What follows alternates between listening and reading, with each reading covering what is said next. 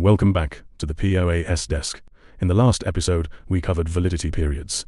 In this episode, we cover POAs in inheritance scenarios, the documents needed, when an estate is being handled, and the specific requirements for heirs who may not be in the UAE. Inheritance situations create some of the most complex POA work we handle.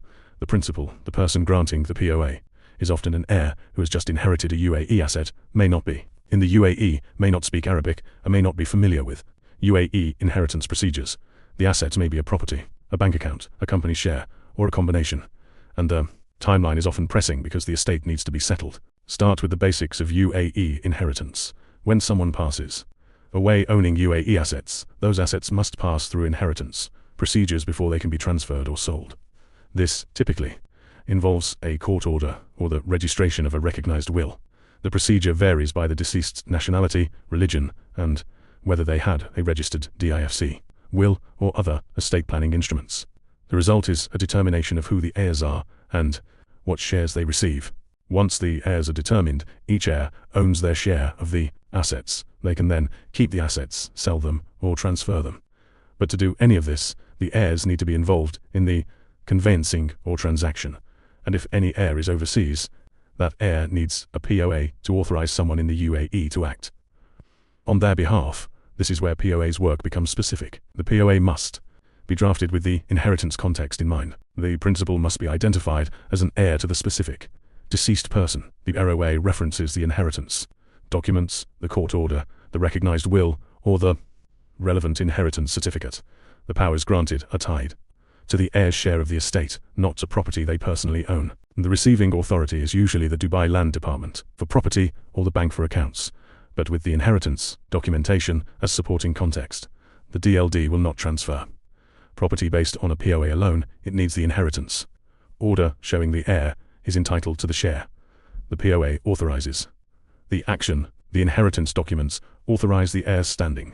A common scenario: a father passes away owning a Dubai apartment. The heirs are determined through court procedure to be the wife and 3 children. 2 of the children live overseas and need to authorize someone in Dubai, often the wife, the eldest child, or a trusted family friend, to handle the property on their behalf. Each overseas heir issues a POA tied to their share. The POAs, together with the inheritance order, allow the family to either sell the property and distribute proceeds or transfer the property into a single name with the others compensated. Another common scenario: a spouse passes away holding a UAE bank account jointly with the surviving spouse. The bank freezes the account on notification of death. The surviving spouse needs the inheritance order to access the funds and may also need to issue a POA if they want a representative to handle the bank visits and paperwork on their behalf. A more complex scenario: the deceased had multiple assets, property, bank accounts, company shares. The estate has multiple heirs. Some are in the UAE, some are overseas. Each heir's share of each asset needs separate handling. The POA structure becomes important. We often recommend a single attorney for all heirs, with each heir issuing a POA that references the same attorney, so the asset handling is coordinated rather than fragmented across multiple representatives. The timing matters. Inheritance procedures take time. Court orders typically take weeks to months. During that time, the estate is in a kind of suspended state. Bank accounts are frozen. Property cannot be sold. Even routine matters like service charges become complicated, so we recommend that overseas heirs start the POA process in parallel with the inheritance procedure, not after it. By the time the inheritance order is issued, the POAs are ready to use. A common mistake we see: heirs assume that a general family POA from before the death is still valid. It is not. A POA ends on the death of the principal. The heirs must issue their own POAs based on their own newly acquired status as heirs.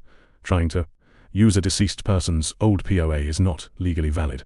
Another mistake: heirs delay issuing POAs because they assume the inheritance procedure has to complete first. It does not. The POA can be drafted in advance, conditional on the inheritance order, so it is ready to use the moment the order is issued. This saves weeks. At POAS, we handle inheritance POAs as a specific category of work. The fee structure is the same as standard POAs, but the drafting includes references to inheritance documentation and the specific powers needed for estate handling. We coordinate with the families, lawyers handling the inheritance procedure where needed to ensure the POA is consistent with the inheritance order. In episode 20, we cover multiple attorneys and joint authority, when APO names more than one attorney, and how the structure affects how decisions are made. I'm Patrick. Thanks for joining me at the POAS Desk.